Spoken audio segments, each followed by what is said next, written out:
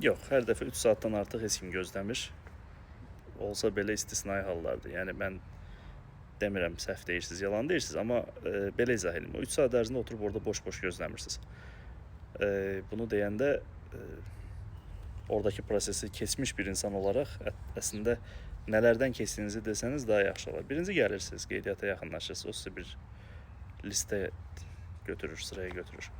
Sonra bizim xəstə dosyası doldurulur, pasient dosyası doldurulur. Bu bizim bir həkimimiz tərəfindən edilir. Sonra başqa bir həkimimiz tərəfindən uziyə baxılır. Burada pasient mənim də uziyə baxmamı istəsə, ya da mənim də müayinədə iştirak etməyimi istəsə, bəli, gəlib iştirak edirik, heç bir problem yoxdur. Üçüncü olaraq mənlə görüşürsünüz artıq. Yəni üçüncü həkim olaraq mənlə görüşürsünüz. Normalda 4-cü ya da 5-ci person olaraq mənlə görüşürsünüz. Sonra da o dosyaların üzərindən, müayinə bulğularının üzərindən sizin şikayətlərinizi ətraflı şəkildə dinləyirik. Bu arada köməkçilərdən biri də köhnə analizlərinizi dosyaya qeyd edir ki, təzədən o analizləri istəmək. Yəni bütün bu proseslər onsuz da çəkir, uzun çəkir. Yəni özünüz də bilirsiniz ki, mənə müraciət edən heç bir pasient birincidən müraciət eləmir. Yəni insanlar harda işi yaxşı gedirsə, hamilə qalırsa, orada da tamamlayır, gedir. Alınmayanda bizə gəlirlər. Yəni biz artıq orada üçüncü səviyyə bir tibb xidməti veririk. Bu üçüncü səviyyənin də özünə məxsus tələbləri var.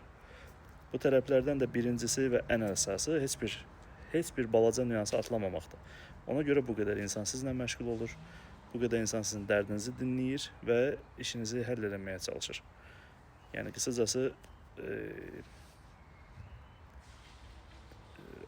alabaşına, külbaşına bir iş görməkdənsə, detallı araşdırıb işi görmək hər zaman daha yaxşıdır.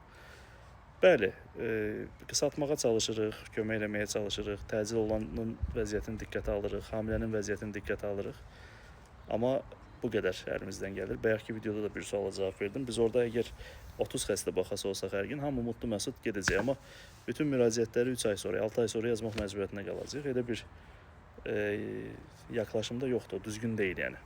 Hamının istədiyi vaxtda bizə ulaşa bilməsi lazımdır. Çünki biz keyfi xidmət verən bir sahə deyilik, biz məcburiyyətdən xidmət verən bir sahəyik. İnsanların o məcburi problemləri də həll olması gerəkən problemlərdir və istədikləri vaxt bizə ulaşa bilməsi lazımdır.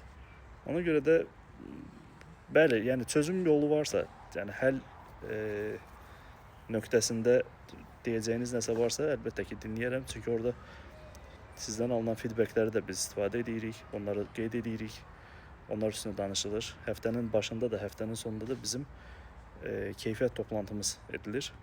O keyfiyyət toplantısında nəyi daha yaxşı edə bilərik danışılır. Yəni çox şey var. Bəzilərini bilirsiniz, bəzilərini bilmirsiniz. Amma orada yüksək səviyyədə bir tibb xidməti almaq üçün bunların hamısının nizamlanmış olması lazımdır. Və bunu da mən bacardığımızı düşünürəm.